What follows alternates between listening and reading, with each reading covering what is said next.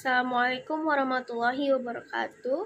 Allow me to introduce myself. First, my name is Riwita Arabia Burginting, NPM 2408260007. I want to tell you about my assignment.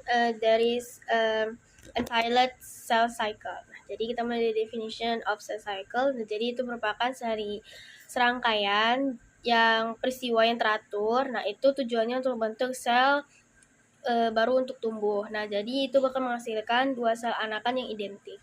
Nah, jadi ada beberapa fase. Nah, jadi yang pertama kita akan mulai di interfase. Nah, di interfase ini bakal terjadi ada 3 tahap. Yang pertama itu ada gap 1, yang kedua ada sintesis fase, yang ketiga ada gap 2 fase.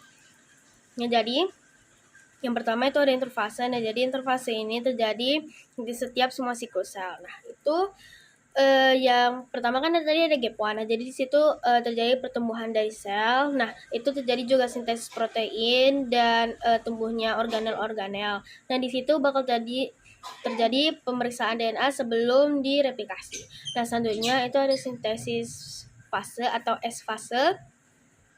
Nah, jadi di S fase ini akan terjadi replikasi DNA, di mana itu ada inisiasi, elongasi, dan terminasi.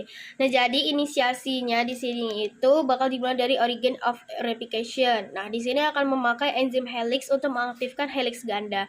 Tujuannya adalah membentuk replikasi of fork. Nah, jadi akan terjadi single strand binding proteins atau SSB. Nah, tujuannya untuk DNA supaya tidak tergolong kembali. Nah, akan terbentuknya lagi atau memakai primase untuk membentuk primer RNA. Nah, selanjutnya akan jadi elongasi. Nah, jadi elongasi ini memakai DNA polimerase, di mana itu untuk menambahkan nukleotida. Nah, di ujung-ujung bagian primernya sebanyak 3 nilai. Nah, di sini ada terjadi leading strand dan lagging strand. Untuk leading strand itu akan disintesis di kontinu dengan permulaan dari 5 ke 3, arah 5 ke 3. Selanjutnya untuk lagging strand, nah itu akan disintesis di discontinue. Nah, itu akan membentuk fragmen Ozaki, di mana untuk membentuk fragmen Ozaki ini supaya dia nyambung, polimerasenya itu akan memakai DNA ligase. Nah, tadi ada fase terminasi. Nah, di sini itu fase pemeriksaan DNA kembali setelah DNA digandakan. Tapi untuk replikasinya sudah selesai. Nah, ini bakal menghasilkan 2 molekul DNA identik. Yang pertama itu untayan lama, yang kedua ada untayan baru. Lalu akan masuk ke gap 2. Nah, jadi di sini akan terjadi pertumbuhan lanjutan. Nah, akan juga terjadi perbaikan DNA yang rusak dari hasil-hasil sebelumnya. Nah, selanjutnya akan masuk ke persiapan masuk mitosis. Nah, lanjut kita ke bagian mitosis bagian kiri ini. Nah, jadi mitosis itu merupakan pembelahan inti sel. Nah, jadi akan terjadi beberapa fase juga. Yang pertama ada profase, di mana itu kromosomnya mengental. Nah, untuk spindle-spindlenya dia bakal terbentuk. Nah, selanjutnya ada prometase. Nah, itu akan terjadi membran intinya itu hancur dengan mikrotubulus menempel di kinetokor. Nah, soalnya ada metafase, di mana itu adalah kromosomnya sejajar dengan ekuator, jadi kromosomnya itu bakal sejajar secara bulat. Nah, selanjutnya ada anafase, di mana itu kromatid sister akan ditarik ke kutub yang berlawanan. Nah, jadi setiap kromatid itu yang berasal dari atas akan ke bawah, dan bawah tuh naik ke atas.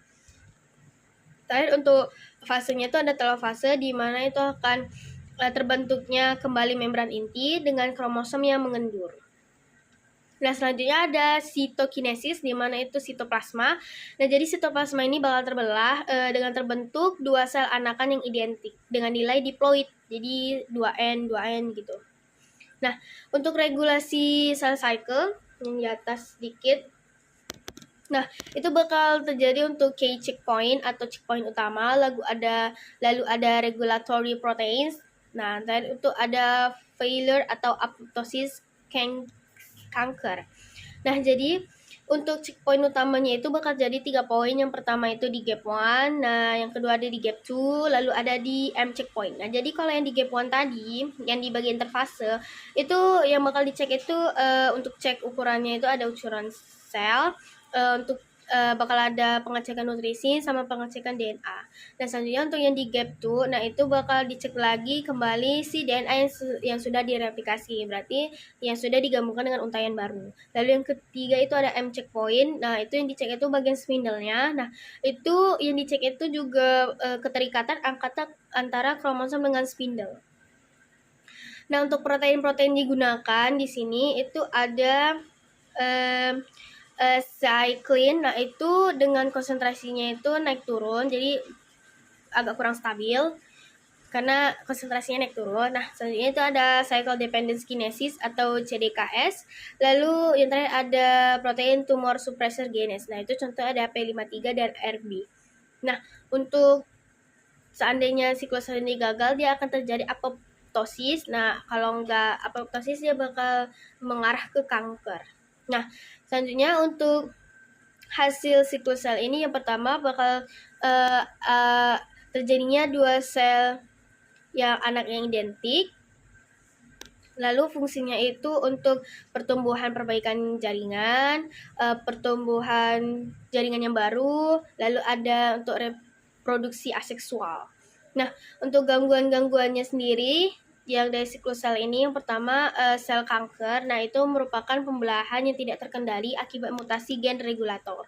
Nah untuk terapi dari sel kanker ini itu ada obat sitostatika dan memakai terapi target dengan tujuan untuk menghambat pembelahan sel.